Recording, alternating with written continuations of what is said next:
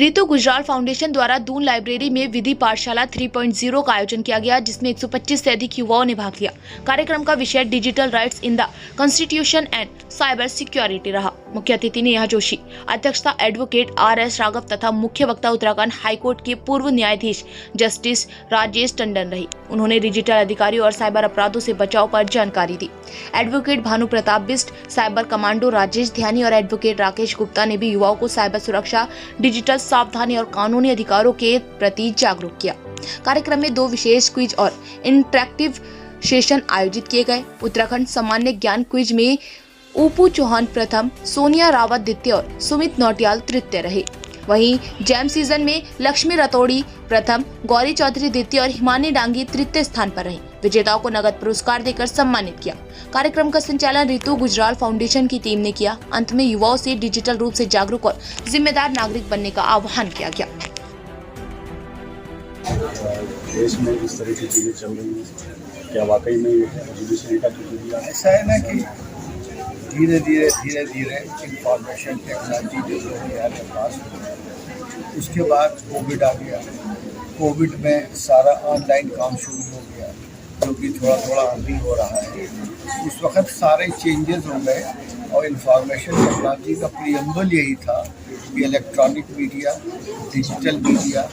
और उस वक्त जब इंफॉर्मेशन टेक्नोलॉजी आई, उस वक्त भी कहा गया कि necessary amendment shall be made on the bankers act, evidence act. सब चीज़ों में धीरे धीरे होता रहा। अब एविडेंस एक्ट में इन्होंने कर दिया है, साक्ष्य अधिनियम बना दिया। साक्ष्य अधिनियम में कर दिया कि जो इलेक्ट्रॉनिक एविडेंस होगा वो प्राइमरी एविडेंस माना जाएगा और उसकी मान्यता कर दी। उसी तरह से इंफॉर्मेशन टेक्नोलॉजी एक्ट में भी कर दिया। Section 3(4) digital evidence, digital signature का प्रोविजन आ गया और जितना इलेक्ट्रॉनिक रिकॉर्ड है shall be taken to be primary evidence, वो भी कर दिया। सेक्शन 4 में इंफॉर्मेशन टेक्नोलॉजी एक्ट में डाल दिया। तो धीरे धीरे कम्प्लीटली डिजिटल एविडेंस का और इलेक्ट्रॉनिक एविडेंस का ज़माना आ गया है पूरा, और वो सब प्राइमरी एविडेंस। मैं जब सर को देख रही थी कि how passionately, he is a retired justice, how passionately he was answering every question, that shows that he was not just a part of the legal system, he is passionate about what he did.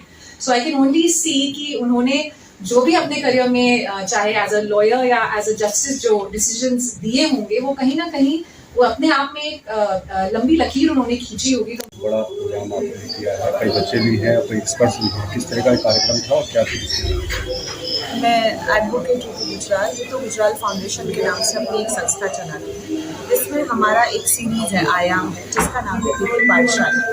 विधि पाठशाला में आज हमारा 3.0 session था। इसमें हम अलग अलग topics पे, लीगल टॉपिक्स पे अवेयरनेस करने की कोशिश करते हैं। और आप जहां आज आए हैं और देख रहे हैं, ये विधि पाठशाला 3.0 है, जिसका टॉपिक था डिजिटल राइट्स जो है हमारे in the constitution and cyber security. और हमारे इस विधि पाठशाला के फाउंडेशन की जो हमारे पैट्रन है जस्टिस राजेश टंडन जी हैं, फॉर्मर जज हाई कोर्ट, तो उन्होंने आज as a chief speaker lecture दिया। और चीफ गेस्ट हमारी सभी युवाओं की प्रेरणा नेहा जोशी जी रही और हमारे और भी एक्सपर्ट्स रहे। कार्यक्रम के अध्यक्ष जो हमारे हैं एडवोकेट RS राघव जी रहे, जो अभी अंदर देख रहे थे उनको।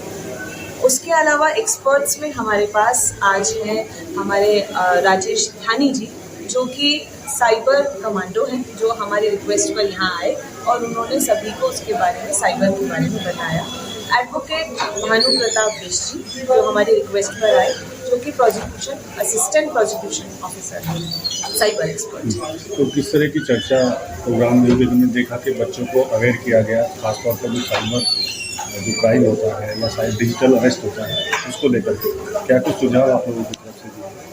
हमारी तरफ से, जैसे मैंने आपको बताया, हमारे एक्सपर्ट्स रहे। जस्टिस राजेश टंडन जी ने कॉन्स्टिट्यूशन में डिजिटल राइट्स का क्या रोल है वो पूरा बच्चों को बताया।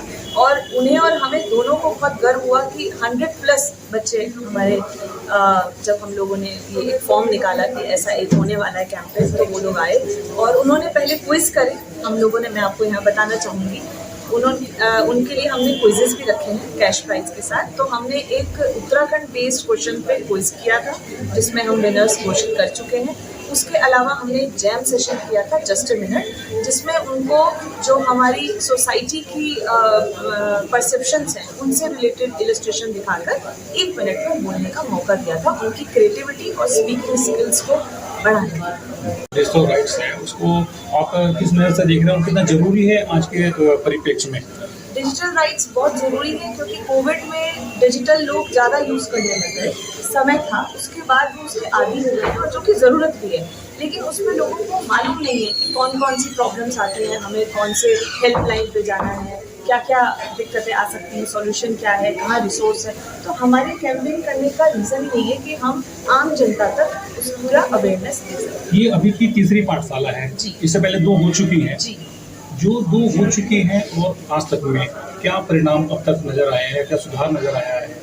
देखिए ये बहुत मुश्किल है, लेकिन हम उस कार्यक्रम के द्वारा ये कोशिश कर रहे हैं। सुधार की हम बात करें तो जब मैंने पहला विधि पाठशाला यहाँ किया था यहीं पर लाइब्रेरी में, उस बार सेकेंड, उसके बाद मुझे बहुत सारे ऐसे युवा मिले हैं जो मेरे साथ एज ए वॉलंटियर जुड़े हैं और आगे आ रहे हैं, क्योंकि मेरी उनसे इन प्रोग्राम के द्वारा मुलाकात हुई और उन्हें एक रास्ता मिला और वो एक हम कहें तो भटक से गए थे, लेकिन अब अपने कोशिश कर रहे हैं, हमारे साथ जुड़ के लीगल अवेयरनेस पे काम कर रहे हैं। और इससे पहले गवर्नमेंट इस चीज़ पे काम करे ताकि ये जो डिजिटल अरेस्ट हैं और जो चीज़ें हो रही हैं वहाँ पर ये अवेयरनेस चली जाए, लोग जागरूक हो और वहीं से लॉक हो।